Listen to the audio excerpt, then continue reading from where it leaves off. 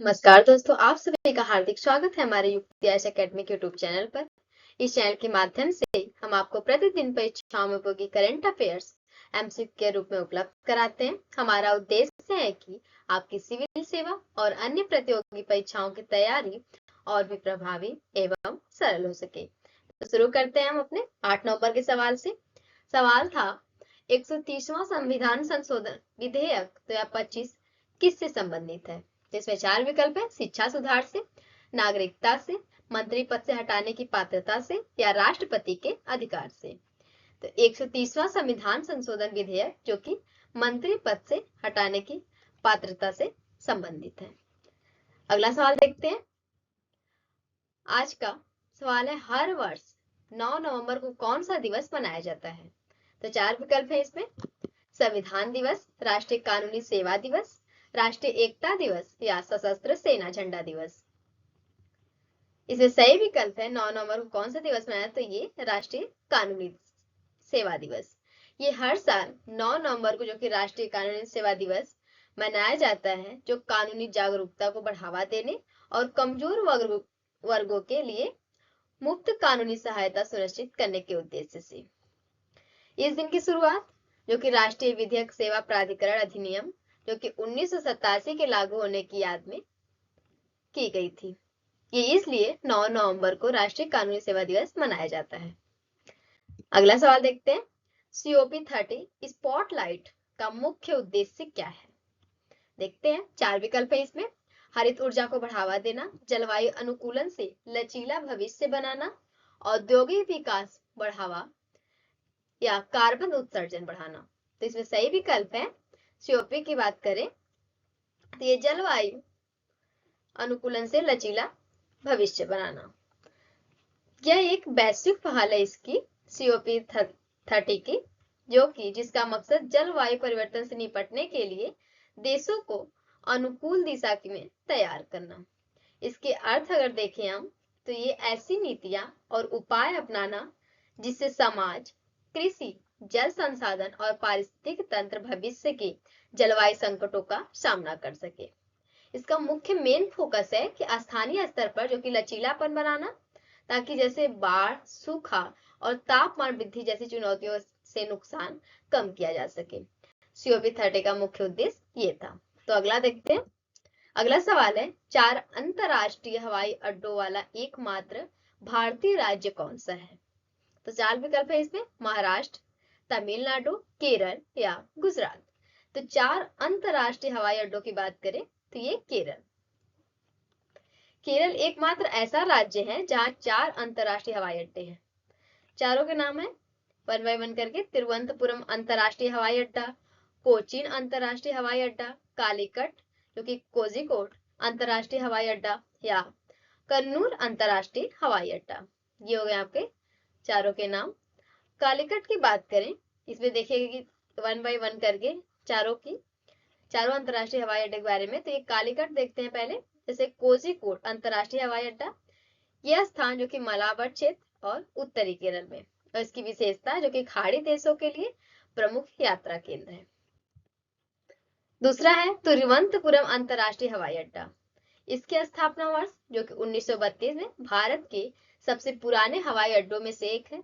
और इसके महत्व देखें यदि तो ये सरकारी अधिकारियों और पर्यटकों और पेशेवरों के लिए मुख्य केंद्र है। और इसके कुछ प्रमुख गंतव्य हैं जैसे कोलम, वर्कला और पोइवर जैसे प्रसिद्ध पर्यटन स्थल। वहीं तीसरा है कोच्चि अंतरराष्ट्रीय हवाई अड्डा, जिसका उद्घाटन 1999 में हुआ। और वैश्विक गौरव यहाँ का दुनिया का पहला पूर्णतः और सौर ऊर्जा से संचालित हवाई अड्डा। प्रमुख कनेक्शन इसके जो कि यूरोप, मध्य पूर्व और दक्षिण पूर्व एशिया में है। और यह पर्यटन और जो प्रवासी यात्राओं का प्रमुख केंद्र है।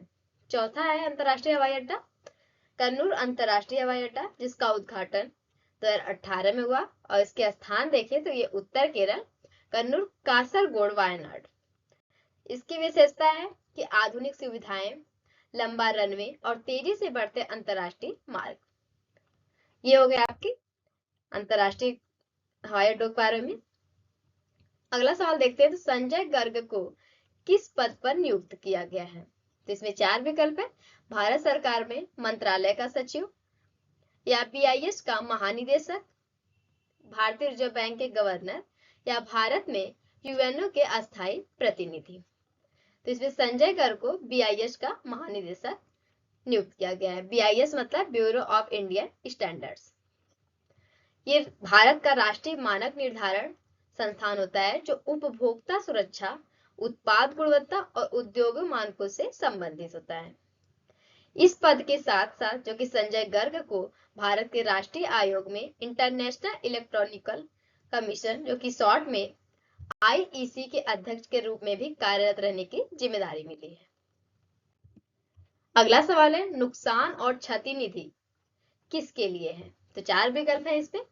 कार्बन उत्सर्जन बढ़ाने वाले उद्योगों के लिए, कमजोर व प्रभावित देशों को जलवायु आपदाओं से राहत देने के लिए, विदेशी निवेश को आकर्षित करने के लिए, या केवल घरेलू उद्योगों के लिए।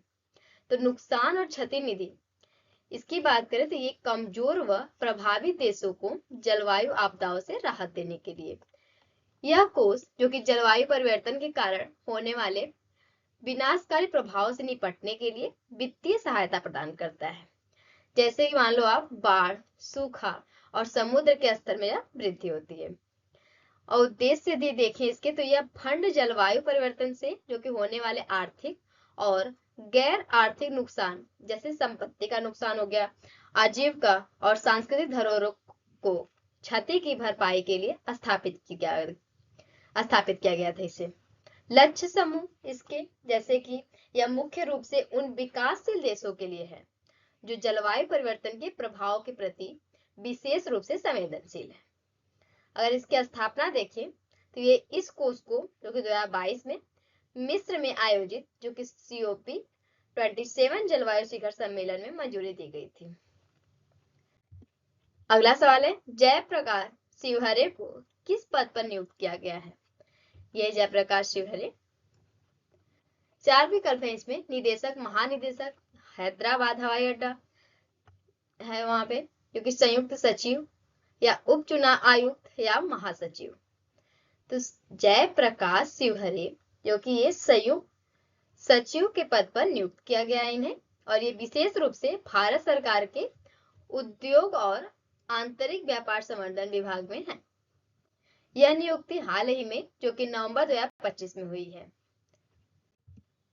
अगला सवाल है, विश्व का पहला पूर्णतः सौर ऊर्जा से चलने वाला हवाई अड्डा कौन सा है? 4 विकल्प है। दिल्ली अंतरराष्ट्रीय हवाई अड्डा, कोचीन अंतरराष्ट्रीय हवाई अड्डा, मुंबई अंतरराष्ट्रीय हवाई अड्डा, या दुबई अंतरराष्ट्रीय हवाई अड्डा। तो सौर ऊर्जा से चलने वाला हवाई अड्डा ये है कोचीन अंतरराष्ट्रीय हवाई अड्डा।